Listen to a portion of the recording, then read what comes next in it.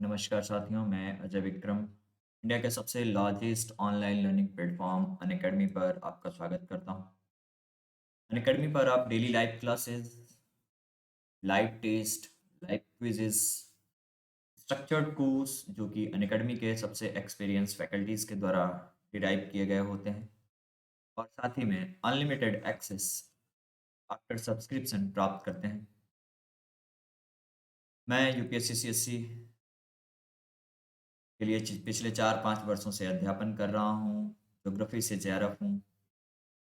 मैं geography, environment, ecology, disaster management और current affairs में आपके साथ डील कर रहा होऊंगा। अनअकैडमी पर आप देश के 100 सबसे दक्ष एजुकेटर्स के साथ या एक्सपीरियंस एजुकेटर्स के साथ पढ़ने का अनुभव प्राप्त करते हैं। अनअकैडमी पर लगभग 15,000 से भी अधिक रनिंग कोर्सेज चल रहे हैं। अनअकैडमी पर दो तरह के सब्सक्रिप्शन का ऑप्शन अवेलेबल है, प्लस और आइकनिक। प्लस के लिए 1 मंथ की फीस 9,000 रुपीज़ है, जबकि 12 मंथ की फीस 49,500 रुपीज़ है। अगर रेफरल कोड आप ए विक्रम 10 यूज़ करते हैं तो 10% डिस्काउंट मिलता है। वहीं प्लस की तरह आइकनिक इस सब्सक्रिप्शन के ऑप्शन में आइकनिक का सब्सक्रिप्शन 12 महीने के लिए आपको 69,500 रुपये में मिलता है, जबकि 36 महीने के लिए यही सब्सक्रिप्शन मात्र 1,41,000 रुपये में उपलब्ध है। यदि आप ऑप्शनल की सेपरेट तैयारी करना चाहते हैं तो उसके लिए भी सब्सक्रिप्शन के ऑप्शन अवेलेबल हैं। 1 मंथ की फीस ऑप्शनल की 5,000, जबकि 12 मंथ की फीस 27 and 5,000 रुपीज़ है। और यहाँ भी अगर आप रेफरल कोड यूज़ करते हैं तो आपको 10% का डिस्काउंट मिलता है। अनअकैडमी कम्बैट कम्बैट में लगभग 60 क्वेश्चंस होते हैं। 60 क्वेश्चंस में 60 मिनट के अंदर यदि आप पहली से तीसरी के बीच में कोई रैंक लाते हैं तो 3 महीने के लिए सब्सक्रिप्शन फ्री मिलता है। आज हम लोग डिस्कस करेंगे, इस सेशन में डिस्कस कर रहे होंगे महासागरीय जल का तापमान। महासागरीय जल का तापमान या महासागरों के जल का तापमान के बारे में डिस्कस कर रहे होंगे या महासागरीय जल के तापमान के बारे में पढ़ रहे होंगे, जिसके अंतर्गत हम लोग महासागरीय जल के परिचय, महासागरीय तापमान का बजट, महासागरीय जल का वितरण और सागरीय जल के तापमान के वितरण को प्रभावित करने वाले कारकों को एक एक करके पढ़ेंगे। वितरण में दो तरह के वितरण की बात करेंगे, क्षैतिज वितरण और लंबवत वितरण। तो सबसे पहले बात करते हैं महासागरीय जल के तापमान के परिचय की, यानी कि महासागरीय जल का तापमान होता क्या है। तो महासागरीय जल के तापमान को जानने से पहले भूगोल के संदर्भ में तापमान की यदि बात करें तो किसी किसी किसी भी वस्तु किसी वस्तु किसी वस्तु में निहित निहित किसी वस्तु में निहित संवेदनशील संवेदनशील ऊर्जा या उष्मा उष्मा जिससे जिससे वस्तु के वस्तु के शीतलता शीतलता या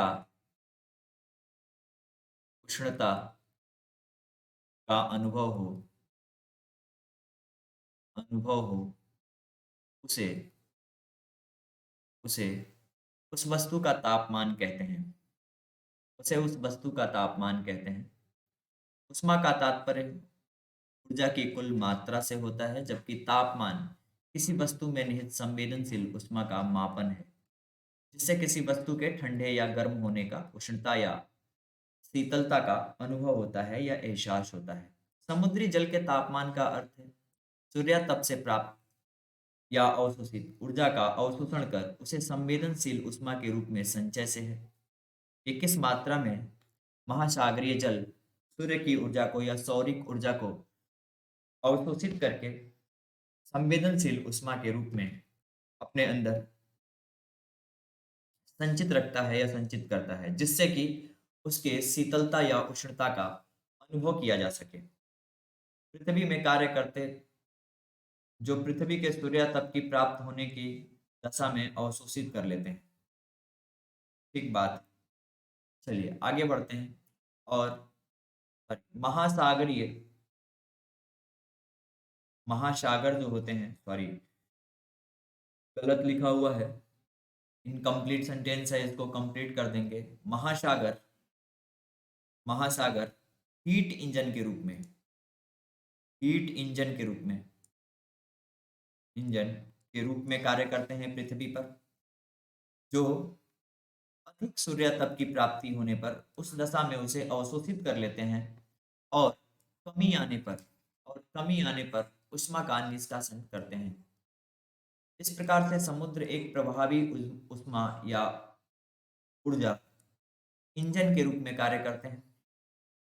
औसत रूप से समुद्रों का तापमान 3 से 4 डिग्री सेंटीग्रेड, लेकिन इनके सतह का तापमान कहीं अधिक और भिन्न होता है।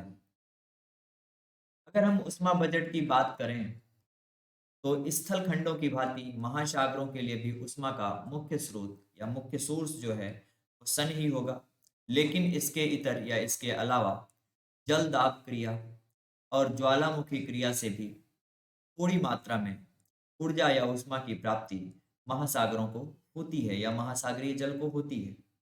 यदि हम मान लें कि कुल 100 इकाई सौरिक ऊर्जा या उष्मा का अवशोषण जलीय सतह के द्वारा किया जाता है और उससे जलीय सतह के तापमान में वृद्धि की जाती है, तो हम इस तरीके से भी देख सकते हैं महासागरीय जल के उष्मा बजट को महासागरीय उष्मा जल के उष्मा बजट को कुछ इस तरीके से भी देख सकते हैं। मान लीजिए सन है, सन से 60 वेव रेडिएशन के रूप में 60 वेव रेडिएशन के रूप में मान लेते हैं कुल 100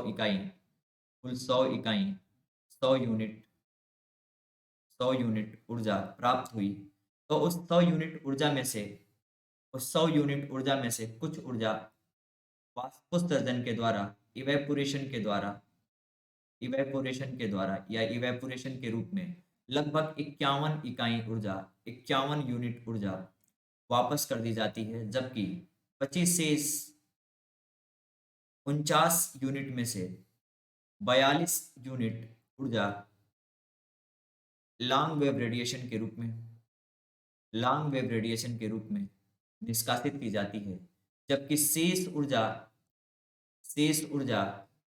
का लगभग 7% हिस्सा चालन विधि यानी कि चालन विधि चालन विधि या कंडक्शन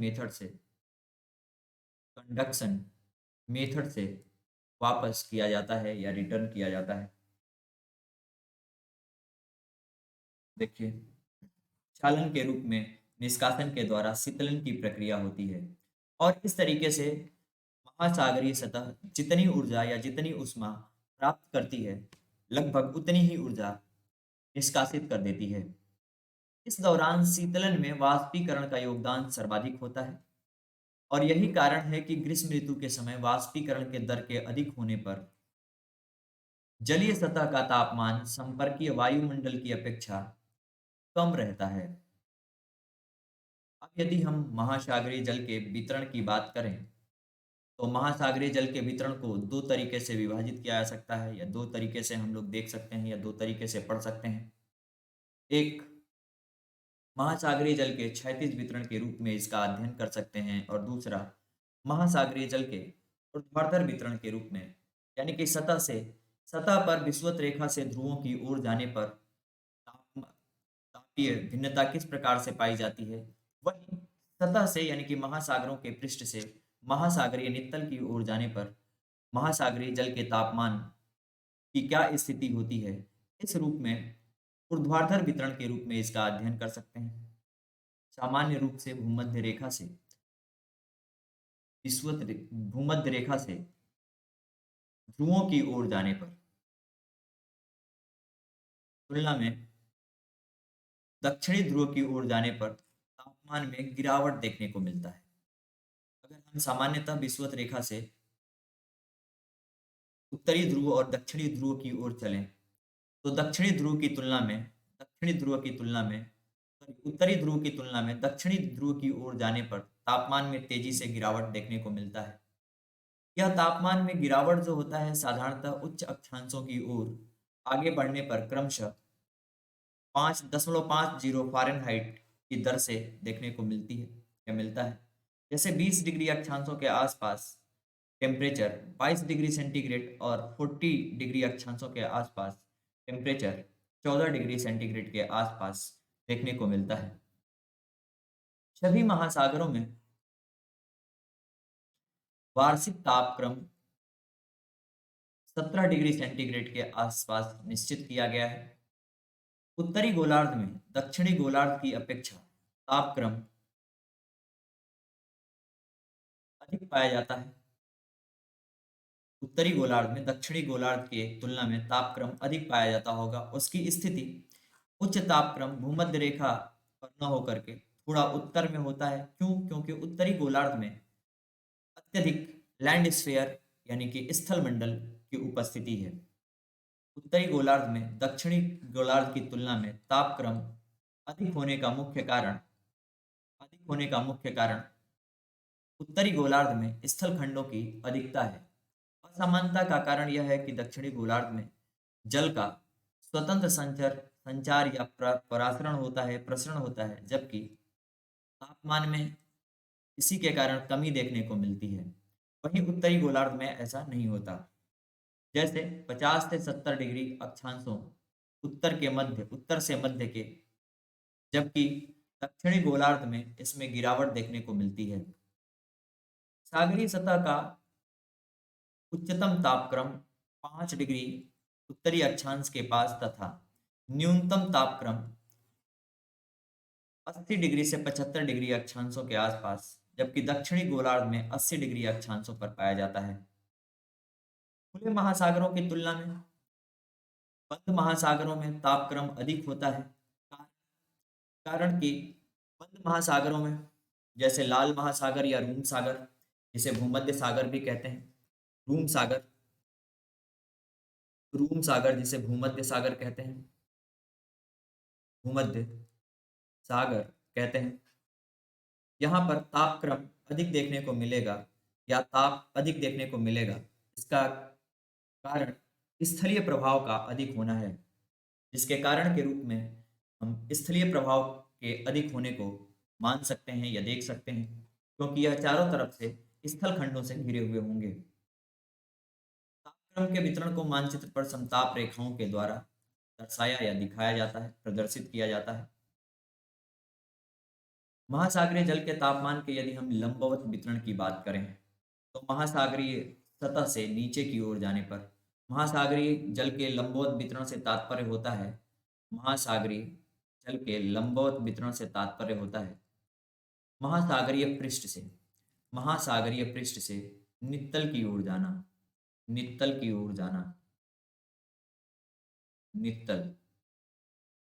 नित्तल ये महासागरीय नित्तल है, महासागरीय महासागरीय नित्तल,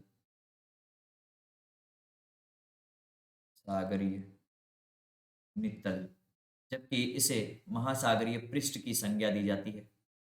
महासागरीय पृष्ठ, सागरीय पृष्ठ, महासागरीय पृष्ठ, सरफेस से जब नीचे की ओर जाते हैं, सरफेस से नीचे की ओर जब जाते हैं तो इस तरह के नीचे की ओर जाने पर जब तापमान का अध्ययन करते हैं वर्टिकली, तो इस तरह के वितरण का संबंध ऊर्ध्वाधर वितरण से होता है। ऊर्ध्वाधर वितरण से होता है, वितरण से होता है। इसी तरह के वितरण का संबंध ऊर्ध्वाधर वितरण से होता है। महासागरों में सर्वाधिक तापमान सतह पर यानी कि पृष्ठ पर पाया जाता है। सूर्य की किरणें 200 मीटर तक ही अंदर जा पाती हैं, लेकिन गर्म केवल 20 मीटर तक की सतह ही होती है। इसलिए ऊपरी सतह जो होती है वो अधिक गर्म होती है या अधिक सौरिक ऊर्जा का संचय कर पाती है या संचय करती है। सतह से नीचे जाने पर तापक्रम सामान्यतः घटता है और यह गिरावट 2000 मीटर की गहराई तक बहुत तीव्र गति से होती है। तीव्र गीत नहीं बल्कि तीव्र गति से होती है। तीव्र गति से होती है। तीव्र गति से होती है। महासागरीय सतह में महासागरीय सतह से जब हम नीचे की ओर जाते हैं, नीचे की ओर, तो पहले सतह का तापमान लगभग कुछ 500 मीटर की गहराई तक, सतह से 500 मीटर की गहराई तक, 500 मीटर की गहराई तक लगभग स्थिर रहता है, जिसे इपिलिमियन लेयर कहते हैं। एक ऐसी लेयर का विकास होता है जहां पे तापमान में बहुत कम भिन्नता देखने को मिलती है, बहुत कम भिन्नता देखने को मिलती है। ऐसी लेयर को तापमान, गहराई में जाने पर तापमान से संबंधित इस तरह की विशेषता वाली लेयर को epilimnion epi sorry epi epilimnion layer epilimnion layer कहते हैं। जबकि 500 मीटर से नीचे की ओर, 500 मीटर से नीचे की ओर लगभग लगभग 1000 मीटर की गहराई तक, 1000 मीटर 1000 मीटर की गहराई तक, की गहराई तक 1000 मीटर की गहराई तक तापमान में तेजी से गिरावट आती है। 5500 से 1000 मीटर की गहराई में तापमान में तापमान में तेजी से गिरावट आती है, गिरावट आती है। तापमान के परिवर्तन यानी कि महासागरीय नितल पे या महासागरीय सतह से नीचे की ओर तापमान में तेजी से परिवर्तन वाली इस परत का संबंध थर्मोक्लाइन से है। इस परत को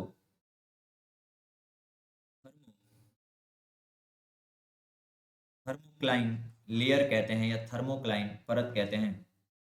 इस परत का संबंध थर्मोक्लाइन परत से है, यानी कि महासागरीय तल से 500 मीटर से 500 मीटर से 1000 मीटर की गहराई में, 1000 मीटर की गहराई में जब हम जाते हैं और तापमान में तेजी से गिरावट आती है, तो ऐसे तापमान में तीव्र कमी वाली परत का संबंध थर्मोक्लाइन से है।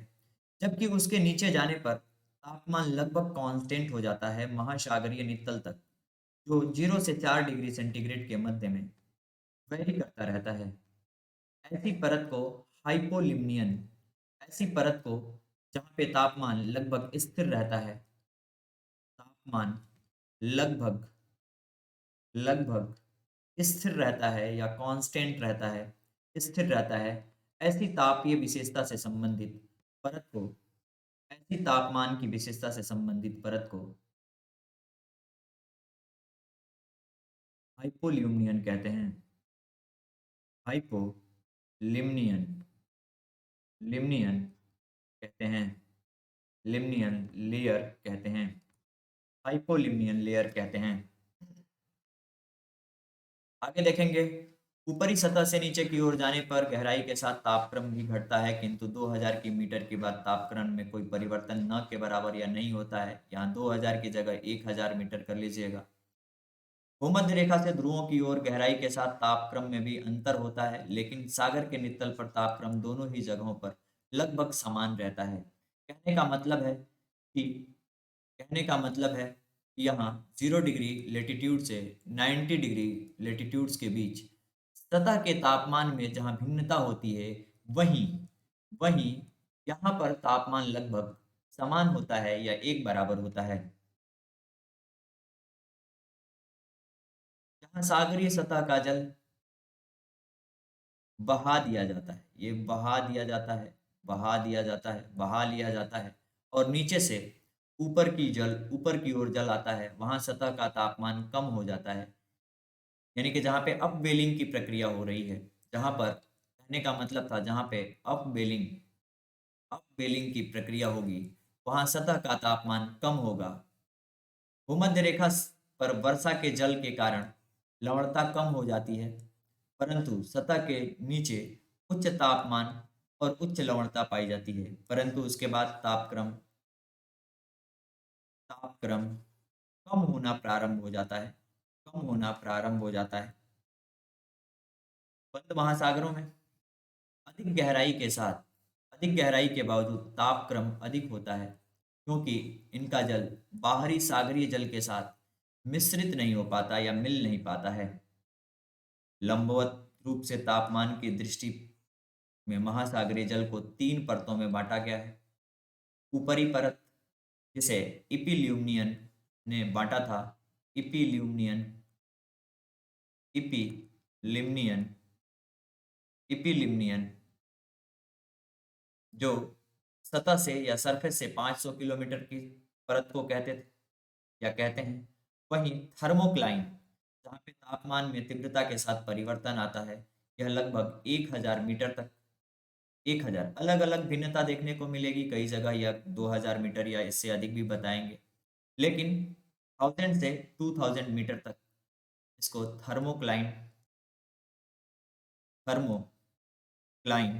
लेयर कहते हैं, जहाँ पे तापमान में तीव्रता से कमी आती है। वहीं निचली परत, जिसे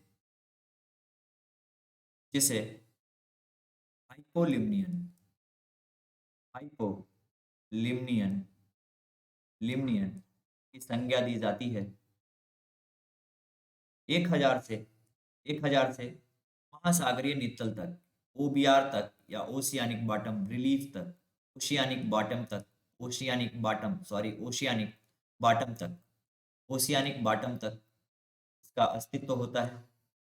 ओशियानिक बॉटम तक इसका अस्तित्व होता है, बॉटम तक। चलिए,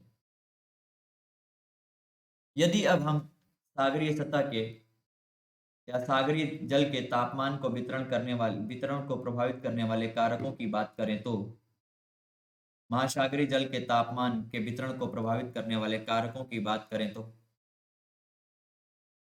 तापमान के वितरण का अध्ययन दो तथ्यों को ध्यान में रख करके किया जाता है। पहला, सतह के जल का तापमान, और दूसरा, गहराई के साथ जल का तापमान। हम लोगों ने वितरण को देखा था अभी। क्षैतिज वितरण का संबंध महासागरीय जल के सतह के तापमान से, जबकि लंबवत या ऊर्ध्वाधर वितरण का संबंध महासागरीय जल के ऊर्ध्वाधर वितरण से था। अब हम बात करें वितरण को प्रभावित करने वाले कारकों की, तो सबसे पहला कारक अक्षांश रेखा होगा। अक्षांश रेखा इस संदर्भ में अक्षांश रेखाएं इस संदर्भ में कि सन से मिलने वाली जो किरणें होती हैं, वो सामान्यतः विषुवत रेखा पर सीधी पड़ती हैं, और विषुवत रेखा से ध्रुवों की ओर जाने पर इनके सापेक्षिक तिरछेपन में वृद्धि से इनके सापेक्षिक तिरछेपन में वृद्धि से इनके सापेक्षिक तिरछेपन में वृद्धि से सूर्यातप की प्राप्ति की मात्रा में कमी आती है, और सूर्यातप की मात्रा में कमी आने के कारण सतह से विषुवत रेखा से उत्तरी गोलार्ध और दक्षिणी गोलार्ध की ओर जाने पर तापमान में कमी आएगी। तापमान में सागरीय जल के तापमान में कमी आएगी, कमी आती है। महासागरीय जल के तापमान में कमी देखने को मिलती है या कमी आती है।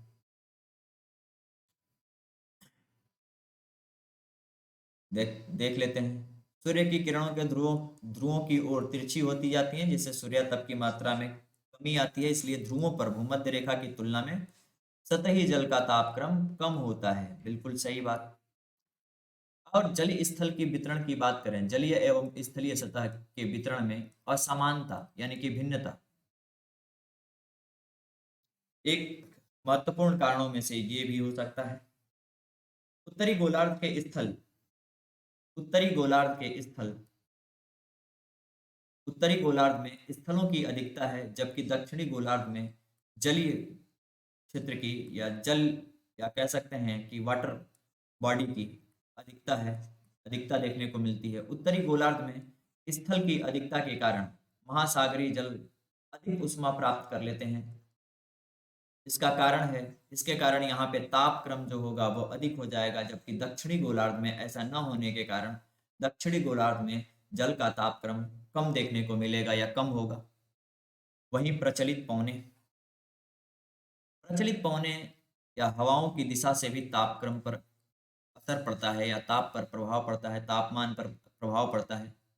जब हवाएं स्थल से सागर की ओर चलती हैं तो गर्म जल को अपने साथ बहा ले जाती हैं और उसकी क्षतिपूर्ति करने के लिए नीचे से ठंडा जल ऊपर की ओर आता है और जल के सतह का तापमान कम हो जाता है। जब यही हवाएं समुद्र तल के दूसरी ओर चलती हैं तो गर्म हवाएं तट पर एकत्रित हो जाती हैं और तापक्रम बढ़ जाता है। व्यापारिक पवनों के बेल्ट में या फिर पछुआ पवनों के बेल्ट में ऐसा होता है। जैसे हम एग्जाम्पल के लिए देख सकते हैं कि यहाँ व्यापारिक पवनें चल रही होती हैं, इस क्षेत्र में व्यापारिक पवनें चल रही हैं और व्यापारिक पवनें जब तट से दूर जाएंगी तो यहाँ के जल को आगे की ओर जल को आगे की ओर आगे की ओर आगे की ओर पुश कर देंगी, धकेल देंगी,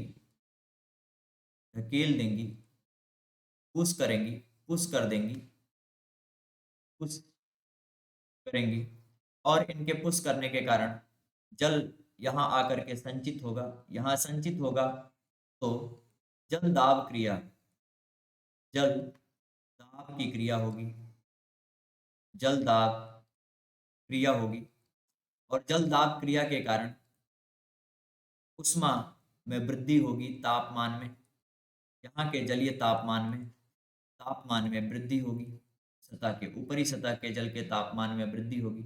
जबकि यहाँ पर जहाँ पे अपतट पवन के रूप में पवनें चल रही हैं, यहाँ जब नीचे से ठंडा जल ऊपर की ओर आएगा यानी कि अपवेलिंग की प्रक्रिया होगी, अपवेलिंग की प्रोसेस होगी, अपवेलिंग की प्रक्रिया होगी, अपवेलिंग की प्रक्रिया होगी। तो यहाँ पर अपवेलिंग की प्रक्रिया से सतह पर ठंडा जल आएगा और ये ठंडा जल फिर क्रमशः आगे की ओर पुश कर दिया जाएगा और ठंडे जल का प्रभाव हो जाएगा। तो जहाँ पर कह सकते हैं कि अपतट पवनों का अपतट पवनों का जहाँ पर प्रभाव होता है जहाँ पर प्रभाव होगा वहाँ वहाँ तापमान कम हो जाएगा, तापमान कम होगा। जबकि जहाँ पर अनुतट पवनों का प्रभाव होगा, अनुतट पवनों के अनुतट पवनों के अनुतट पवनों के प्रभाव क्षेत्र में महासागरीय जल का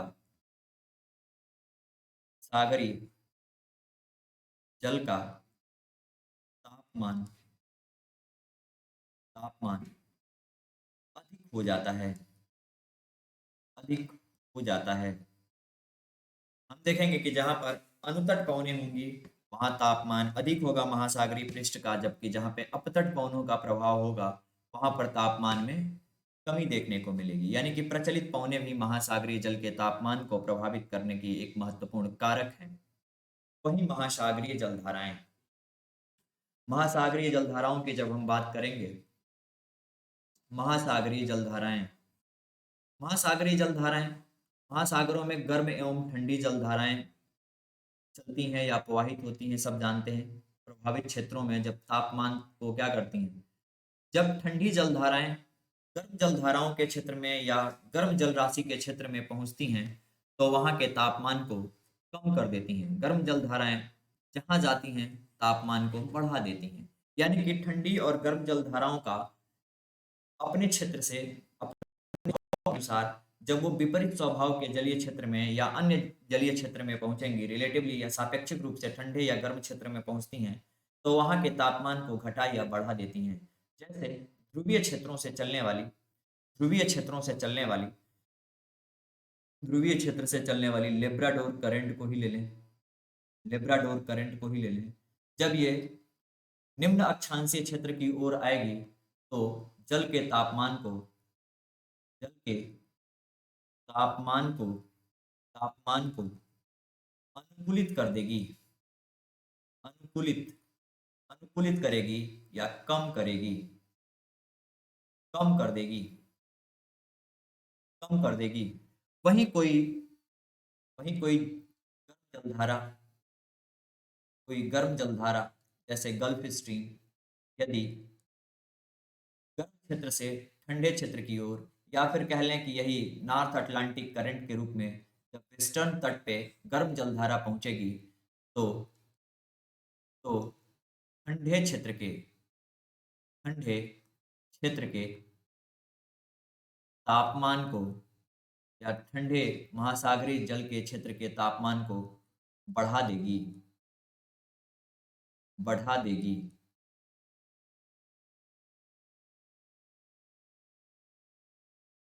ये हम लोगों ने देखा कि महासागरीय जल का तापमान होता क्या है, ये इसका वितरण क्या होता है, वितरण में क्षैतिज और ऊर्ध्वाधर वितरण कैसे है, और वितरण को प्रभावित करने वाले महत्वपूर्ण कारक कौन कौन से हैं। आज के लिए बस इतना ही। आगे किसी और टॉपिक पे हम बात कर रहे होंगे।